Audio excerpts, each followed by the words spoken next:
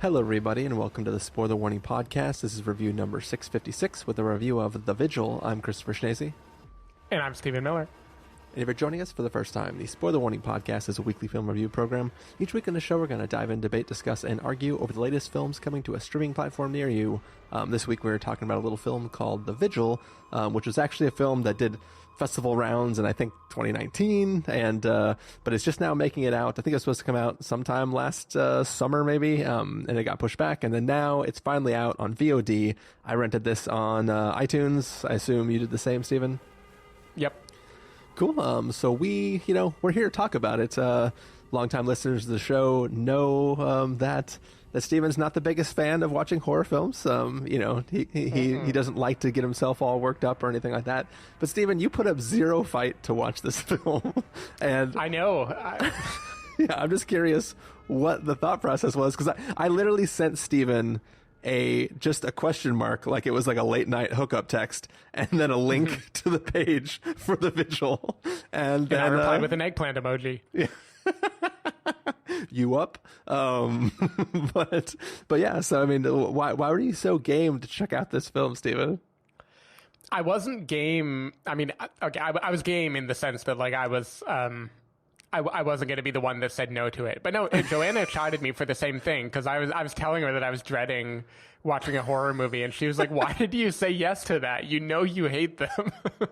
And I was like, Chris would do it for me. I don't know. I just feel like there wasn't really anything else coming out. I guess we could have done Tom and Jerry, but like there wasn't anything major, and the things that were out, it wasn't clear that they were available in streaming anyway. Yeah. And I just figured, I don't know, I've lived through enough of these now. I might as well just keep trudging forward. Of course, I didn't look up anything about this. Like, the name was The Vigil, and I could tell it was horror, and it said something about Hasidic, and I was like, okay, this is at least going to have an angle that will be like mildly interesting to watch. You know, like it's set in Brooklyn. It has to do with the Jewish community. Like, I can latch on to that. Like, if nothing else, I'll at least feel like maybe I learned something. And I learned a lot. I learned to say no. Yeah, I think, Steve, what you learned is if an old woman says, no, you won't do, get out of here right now, you listen to her and you get the fuck out. Right, I know. Dating was hard. But yeah, so I think for me, I was kind of poking around at what was coming out and kind of, briefly checked what the base level score was for everything that came out. And it seemed like this was probably, at the very least, the highest consensus rated thing that was available to this for the weekend. And, it'd been a little while since I saw a horror film that wasn't part of all the midnight screenings from the festival that we were at a little while ago. So it seemed like fun. I did check out the trailer, and I was kind of like, I'm into this. I think this will be cool. And that's why I just sent that soft little feeler to you. And we're about to find out, Stephen, whether it was all worth it. Yeah, because I know now from our conversation about Land at Sundance that sarcasm doesn't always come through in iMessage, I do have to say my acceptance back to you, which was you had me seeped in ancient Jewish lore and demonology, was sarcastic. I mean, I definitely read that as more sarcastic than when you said, would you whatever me if Land was my favorite film of the festival. So this one, at least I was like, he's on board. We're watching it. Let me dial this up. All right. Well, Stephen, what do you say we get into it? Let's do it. We're going to take a listen to the trailer for The Vigil, and then we're going to come back and give you a review.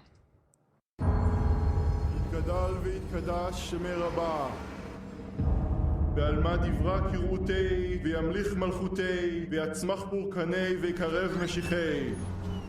Explain this how I feel as. You have to leave now.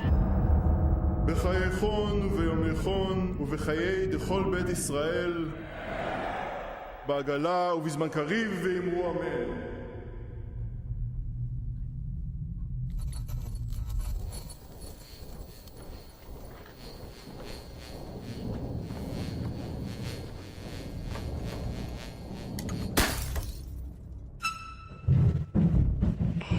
This is Litvak.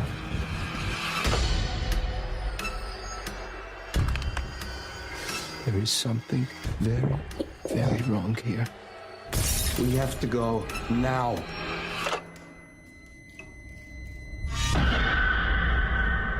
It won't let you live. Mrs. Litvak, what won't let me leave? The magic will make you see terrible things.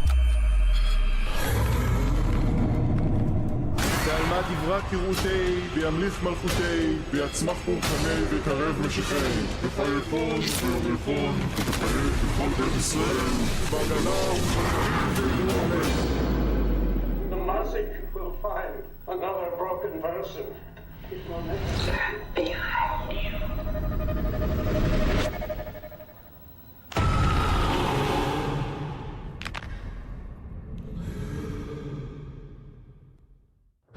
All right, so that was the trailer for The Vigil. So basically, there is this thing called The Vigil, which if a member of the community dies, somebody is supposed to sit with the body and, pray the Psalms over it and make sure that nothing bad gets into it, I guess. And essentially, there's a young man who has recently sort of left the Orthodox Jewish community, and he sort of gets roped into sitting for this vigil one night. And this is the sort of the story about the events that take place and his experience in this house doing the vigil for this body. So Stephen Miller, what did you think of The Vigil? I mean, like, by now I need to learn how to review horror movies correctly because there are two pitfalls I can fall into. One is it scared me, therefore I hate it. And the other is it didn't scare me enough, therefore it must have failed at being a horror movie. And I understand both of those things.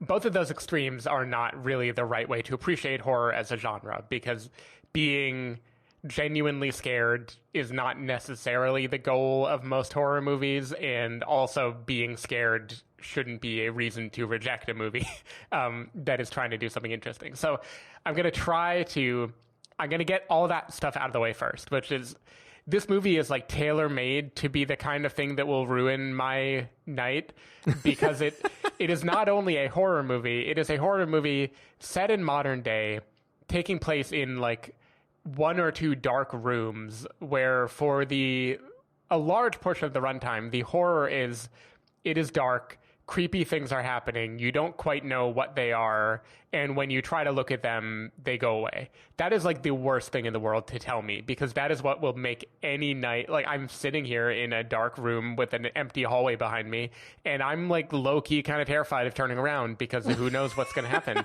in the shadows. Like, this is a movie that, at least for the first, I'm going to say half loosely, I'm cleaving the movie basically at that turnaround moment in the trailer. I'm going to say before that is the first half and after it is the second half. Yeah. The first half of this movie I found very creepy and unsettling, and it is basically jump scare the movie. Like, it's just like kind of relentlessly, like, I'm going to make you squirm, I'm going to make you really uncomfortable, things are going to be happening in the periphery. It isn't masterful in the way that like Hereditary or whatever does it, but it has that same idea of like, oh, there's going to be shit happening in the dark and you're going to barely make out what it is, but it'll be just enough to make you uncomfortable. And that, I thought that was effective. Like, I thought that part of the movie worked pretty well, especially steeped in like Jewish mysticism and everything. Like, it was kind of interesting and creepy in an appropriate way. And B, I hated it because it ruined, like, I took no joy in watching any of that. And then the second half of the film kind of decides to, if not fully show you the monster, at least like let you in on what the big bad is. And the moment that happened, the fear part went away for me, and so did a lot of the intrigue of the movie. I kind of felt like the quote reality of the situation couldn't possibly be as scary as the unknown lurking in the shadows that I was like prepared for in the first half. And that's just true of horror in general. Like, I think it's just my problem. Like, I never like the third act of horror movies. They never do it for me. Hereditary excluded. Like, overall, I don't know. in a sense, I felt like this was a cheap movie. Like, it really did feel like kind of pure jump scare over and over again in a way that I don't know that it totally earned it. But in another, the fact that it made do with such a simple location and relatively few effects and everything, I thought that was clever enough. I also did think it was interesting. I think other than Personal Shopper, this is the only horror movie I've seen that makes use of like the iPhone or of communications as itself things that can be fucked with. Like not just an event happening on the other end of the line, but maybe like the thing itself is a, transmission that's being interfered with somehow. I don't know. It had a few interesting things. I did find the whole like orthodoxy and like trying to escape the system and forgive your past and like not look back, but then have to look back. Like I thought it was like, it seemed like it was complicated and rooted in some real shit. But I don't know, it felt like minor for me. Like I was annoyed that it scared me so much because when it ended, I didn't think like, wow, what an amazing movie. I'm glad it ruined a night of sleep. I'm like, fuck this movie. It ruined a night of sleep and it's just fine. Yeah, so for me, I actually like this movie kind of a lot. I think that for me, as you said, that first sort of half of the film is genuinely good at just being unsettling. It also, the filmmaker really knows the tropes of horror films. Like there are shots that are just framed in a way where you're like, there's got to be something that comes out of that. Just know. Yeah. Yeah. Like this entire side of the screen is just empty and it's dark and he's not looking that way. So he's definitely going to turn around and there'll be something there. And it just lets you linger with that. And you kind of sit and it's like some of these jump scares they're actually pretty small, right? Like they're not really big moments of freakiness. It's mostly just really upsetting or unsettling. And they do have a few like genuine jump scares, which you texted me about when it happened. And having watched the trailer, I knew exactly. Yeah. I'm going to say, by my definition, the exact midpoint of the film. Yeah. But I think in general, I was really, really into kind of what this film was doing. I think for me, there's horror films that deal with demonic entities or just entities in general, they kind of fit into two sort of religious buckets. There's the Catholicism and there's Judaism, right? And I think that like the ones that are centered around like Jewish mysticism are more interesting. There's a more compelling origin to the stories. Maybe somebody in your lineage of family killed a Dybbuk when they were young and now you're cursed, right? Like things like that happen. And I think that centering everything around an inciting event that is an event that is personal to a person who went through it kind of makes it's sort of a better metaphor for trauma or a metaphor for guilt or a metaphor for all these different things. And Catholicism is usually like some demonic entity is somehow possessing somebody and like it's a lot of like the only way to get rid of that is to have a priest come and perform an exorcism. And in these stories, there is something that you can maybe do on your own to try to deal with the situation, but you have to literally grapple with things in order to do that. And I think that these kind of stories are always more interesting to me when they have that sort of narrative to it. And I also think that this story doubles up on that by kind of turning this film into a better version of Knocking, which we talked about for Sundance films. But in the film Knocking, there's a woman who has she's getting out of a home where she has been cared after because she has either dementia or some form of mental illness, right? And she is now being thrust into a situation where she is at unease because of whatever she perceives happening around her. The lead in this story has gone through a trauma, is taking antipsychotics, and is like, doesn't really know whether what he's seeing is a manifestation of trauma that he's been through, or if it's a real thing a real entity that he is dealing with. And I think that this film, doesn't necessarily come down on either side. I mean, like, I think it wants you to believe that this is, because of the shot, the thing that you watch in the beginning of the film implies that there's a narrative outside of what this guy's experiencing.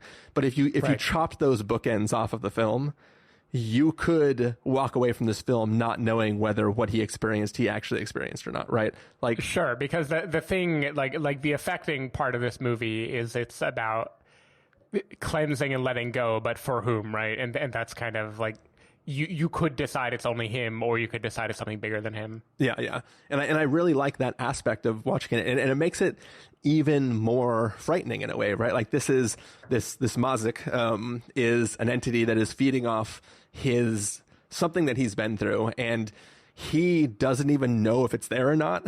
So he's scared, but he doesn't know whether he should be scared.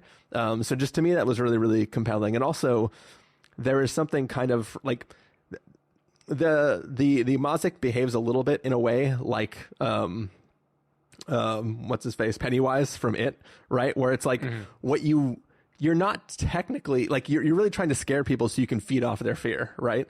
This Mazik technically doesn't want to actually hurt you. It wants to feed off of this trauma and this regret and everything that you have. So it can't just straight up kill you, right? Because then it wouldn't have anything to feed off of, right? So it's literally just going to exist and kind of torment you until you die.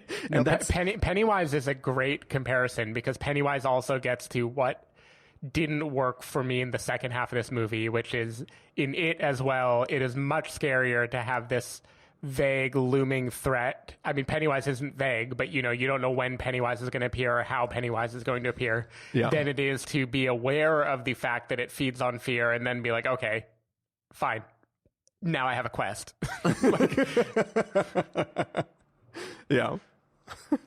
But yeah, I think for me, it's I think that the overall dread that this film built and how it just constantly had me on edge, even with its like little tiny moments of body horror, like little things that aren't really that bad but are still like, why'd you just have to like make me look at that? Yeah. I felt it was very, very interesting, and I think that the story it's told sort of in a fairy tale style, where it's kind of like there's this sort of idea of what's happening, and then you can try to deal with it, and then the movie's over. And it's not like a big epic sprawling adventure. It's just like a very simple, very matter-of-fact experience, and I thought that was pretty cool. And even though there's kind of a cheat in the middle of it, where all the exposition about what the Mazik is divvied out to the audience and to the lead. But first of all, the person who the entity was attached to before had been dealing with this for years. So I kind of in a way, I kind of like the idea. It's much better than people going like, oh, I was Googling around for the symbol and I found this guy who's a professor at this college and he knows all about the symbol. And then you get on a Zoom call with him and he goes, let me tell you about the Mazik, right? Like that, right. That would be like a way worse version, which is what you get in most other films, right? So I think that this strange reason, and it's your turning point in the film, but I think at least it's interesting the way that is sort of divvied out in that way. Yeah, no, I mean, I think it does a good enough job with it, especially that combined. So maybe my turning point isn't quite the turning point, because when the disembodied voice of Fred Melamed shows up, I'm still pretty on board for this movie. And I think that's maybe after that scene. I don't remember, because he knows at that point what he's up against. When he's I think he runs upstairs Fred. And immediately calls him then, I think. Mm-hmm. Yeah, that's true. So that whole part worked pretty, and the reason that stuff all works is it's self-contained. Like, if he did get on a Zoom call and his buddy Googled something or whatever, then you would be in the realm of, oh, I know what this is now. This is a person fighting a monster. Whereas in the realm of questioning your own sanity, it's all this self-contained house that everything happens in. You have that extra layer. I guess one thing I kind of felt is there's his own history of psychological issues. There's the woman he is caring for who is said to have dementia, and there is the potential demonology going on. It kind of feels like a hat on a hat on a hat. Like there's like so many different layers of what is going to happen, who can you trust, what is real, what isn't real. I felt like at least one of them could have vanished and it would have still been fine. Like, it seemed like it's trying really, really hard to make you feel unsettled, and like it was almost like too many tropes that were squeezed together for me. But also, like, imagine this is a real story, right? And this is your friend or your buddy, right? So you can imagine one of two things is happening, because when he is asked to come perform this vigil, the guy who is asking him to do it is from the Orthodox Jewish community. He's somebody that he knew when he was a member of that group and remember the community. And he specifically says, like, we had a guy, but he like ran out and said he couldn't do it and left. So he is either underplaying what made the other guy run away and covering for it by saying like, oh yeah, the old lady has dementia and the guy is a little bit, whatever had going on. So he's either trying to downplay the events in order to give him an out for anything strange, any strange activity he sees, because instead of being a creepy old lady, she's just a woman with dementia. Or that guy doesn't even recognize it, and that's his own explanation for it, right? So it's to me, it's not even clear that that woman has dementia, or if just the community has ascribed to her the label of a woman with dementia because of erratic behavior they might see from her, when she is dealing with having been married for many, many years to a man who is being tormented by a mazik. Yeah. I want to know because I know he was being tormented, and I get it. And she said something about sending her kids away or driving her kids away as soon as she could. There's still like, what were their like childhood years like in that house? like was it more toned down back then, or were the kids just like, oh, yep, the TV's on again? Well, yeah. So it's not quite clear whether the wife ever knew firsthand what her husband was going through, or secondhand, because he had his friggin', his wall of stuff, right? His murder board wall. So it might be that she knows of everything because she was living through it secondhand, and it might be a thing that the children of the family never experienced it firsthand, and she drove them out not because they would have to experience it themselves, but because upon the eventual day when her husband would pass, she didn't want it to be able to pass to them if they were still in the house. I mean, now she's super old, so whatever. Like they wouldn't have been, they would have been long gone on their own anyways. But seemingly she drove them out and away at younger ages, like as soon as they were old enough to be on their own. Yeah, because she definitely witnesses some supernatural stuff, or at least matter-of-factly describes to him things about like who put on his bandages and stuff like that. So I couldn't ever quite figure out how much she was firsthand in the loop on this or not. Yeah. To me,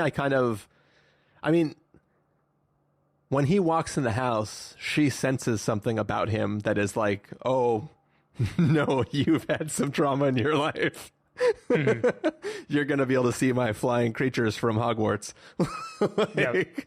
You know what I mean? So she has some sort of natural empathy, we'll call it, or some empathetic senses about her that allows her to know somebody who might be ripe for the mazik. But I feel like she has, I just got the impression that she had suffered secondhand through her husband and not directly. Mm-hmm. Now, why, I don't want to dive into too many specifics, but why does she do the thing with the shard of glass if she's like if she doesn't have empathetic character? Yeah, like what's she doing?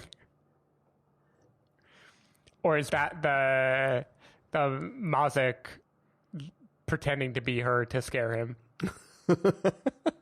Yeah, I mean, actually, that's a good point. There's a lot of things that like he thinks he sees that he doesn't see. Fucking heater turned on. Just for everybody on the podcast, there keeps being different sounds that happen in Steven's apartment, and he just whips around checking behind him. Steven, I promise, if I see a mazik, I'll let you know. Okay, I'm gonna angle my camera a little bit more. Now it's really creepy. Yeah, now you're good. Oh. Right? See, I don't even want to see it in the reflection. I know. It's the classic thing, right? It's you're a child, you're under your blanket, your feet are towards the door, and you think you hear something in a room. If you don't move and you pretend like you're asleep, maybe the ghost doesn't get you. Right. And then the eternal question of, is it better to turn on all the lights so you can see it? Or I think the risk isn't the darkness. It's the area that is kind of dark and kind of not, where you might half see a thing.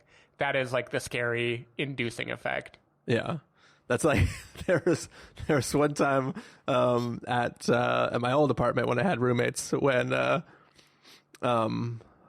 like one set of roommates, I believe, was gone for like the weekend on a trip or something. And the other roommate had just left for a trip. And like I had woke up and I had heard what sounded like somebody moving in the kitchen.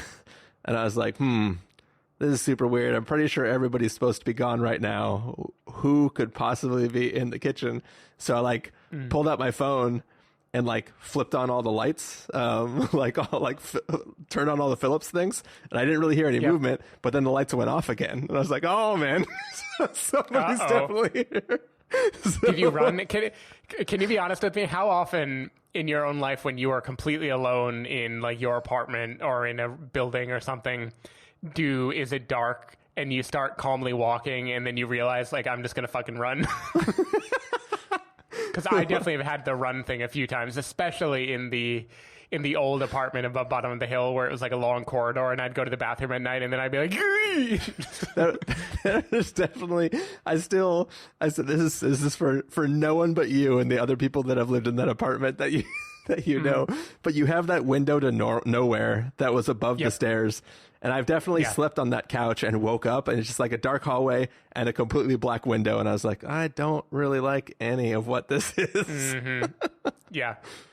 Yeah, I kept the blinds closed there for a long time, and it was because I had a fear that if I opened the blind, a face would be staring back at me. No, I feel you. I mean, old, creaky wooden buildings are just scary. Yep, that's why for the rest of my life, I will live at least on the 6th floor of an apartment building.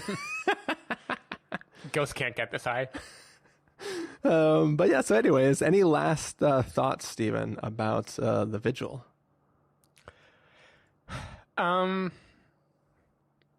I wasn't that into the kind of like booming Hans Zimmer type score thing that it was doing. It felt like very aggressive in its sound design. So this is the reason I'm laughing right now is because as I asked you the question, I noticed on IMDb it said nominate, like one nomination, so I clicked on it, and literally as you were saying that, it says it was nominated for Screen Music Award.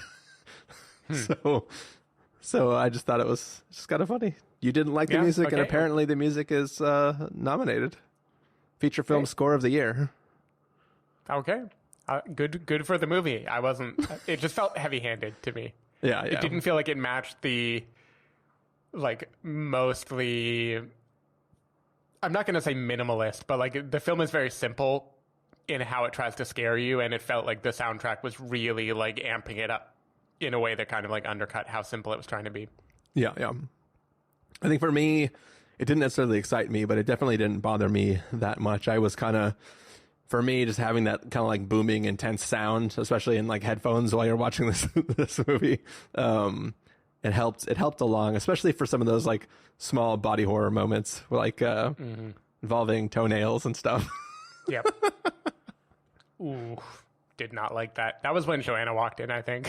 Yeah. Afterwards, Jamie was like, you didn't seem to like that movie so much. I was like, yeah, I liked it. And she's like, you were squirming and stuff. I was like, yeah, because there's some gross shit in there. But anyways, shall we get to verdicts, Stephen? Yes, please. All right. All right, let's do it. So, Stephen Miller, if you're going to give us a must-see, a recommend with a caveat, wait for rental, pass with a caveat, or a must-avoid, what would you give it? I'm giving this a rental. I think it's totally fine. Not anything super special. Like I admire the mostly. It's restrained in the sense that it isn't like throwing a bunch of effects at you. It isn't like amping up too many things. It's content to be in a room for a while, just like slowly panning around and letting you squirm. You know, squirming is definitely the vibe I had watching the movie. But then at the same time, I do feel like it throws the same bag of tricks over and over and over at you. So I can't tell if it is like holding back or not. I kind of feel like it's like I don't know. I respect what it manages to do with so little, but it still kind of felt like repetitive in the way it tried to scare me. And I don't like being scared. Yeah, for me, it didn't blow me away or anything, but I definitely did enjoy it. I thought it was a nice, small film that managed to be creepy enough. So for me, I'm going to give it a recommend with a caveat. Also, one of the great things about this VOD release is it's only like $6.99, so you don't have to worry about it being like a $19.99 release or anything like that. So I recommend people check it out. But yeah, that's going to do it for this week's review of The Vigil. Stephen Miller, if people want to find you throughout the week, where can they do that? People can find me under the covers at sdavidmiller.com or twitter.com/sdavidmiller. People can find me at ChristopherRealLife.com or Twitter.com/ChristopherIRL. You can find the podcast over at thespoilerwarning.com, where you can get a bunch of the back episodes of the show. You can subscribe to the show at, in Overcast, Stitcher, Apple Podcasts, or wherever podcasts are found. If you want to know when the episodes go live, you can follow us at Twitter.com/SpoilerWarning, Facebook.com/TheSpoilerWarning, or Instagram.com/TheSpoilerWarning. If you want to get a hold of us directly, you can send an email to fans@thespoilerwarning.com, or you can use the contact form on our site. Music for this episode will come from the soundtrack to The Vigil, so hopefully you are enjoying that more than Steven did. and yeah, that's this review. That's all we're gonna have for this week. I mean, we also have a review that we recorded of Mass from Sundance Film Festival, which I'll be releasing probably later in the week. And yeah, that's it for now. A little Catholic and a little Jewish. It's nice combo for the week. But yeah, we're back to the swing of things, and then in a few weeks it's gonna be South by Southwest, so we're probably going to have a slew of videos or of reviews coming out of there. And yeah, once again, that's a festival that is open to everyone if you register soon, probably. But yeah, so lots of things coming your way. Hey, don't forget, smack dab in the middle of South by Southwest, we got the Snyder Cut coming out. Yeah, we got Snyder Cut. I'm willing to commit on the record to watching both the theatrical version and the Snyder Cut just to have a better conversation about it. Just to make sure you know what you're getting into. You do know, Stephen, that the Snyder Cut is 4 hours 2 minutes long, right? Right. Okay. I'm aware. That didn't seem to faze him. This is like I did for Vigil too. I'm just like yes-anding and then realizing what I got myself into later. Yeah, almost today I was thinking, I was like, man, should I watch Man of Steel, which I really, really loved, and Batman v Superman, which I did not love at all, and then the Snyder Cut, so I have like a good baseline for how I feel about the series as a whole. But that's just like so much to do. Yeah. But yeah, we got Snyder Cut coming at the end of the month. We got Godzilla vs. Kong coming out. Oh yeah. We got Cherry coming out on Apple TV Plus. There's just all sorts of things that are going to be coming out. So it's gonna be a fun month, I think. Yep. Looking forward to it. Cool. Well, that's it, everybody. We will see you next time. Bye.